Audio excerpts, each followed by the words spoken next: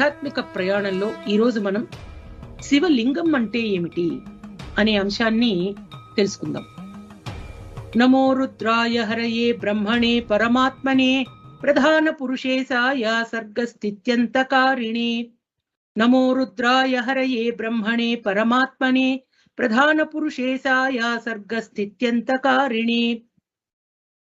నైమిషారణ్యంలో సూత మహాముని శౌనకాది ఋషులంతా కూడా కూర్చుని శివుని యొక్క మహాత్యం, శివలింగం యొక్క అర్ధ పరమార్థాలను తెలుపవలసిందిగా శౌనకాది ఋషులంతా సూత మహర్షిని అడుగగా, అప్పుడు సూత మహర్షి శౌనకాది ఋషులకు ఈ విధంగా చెప్పారట.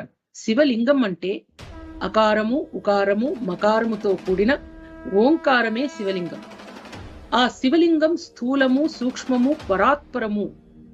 ఆ శివలింగానికి ఋగ్వేదం ముఖంగాను, సామవేదం నాలుక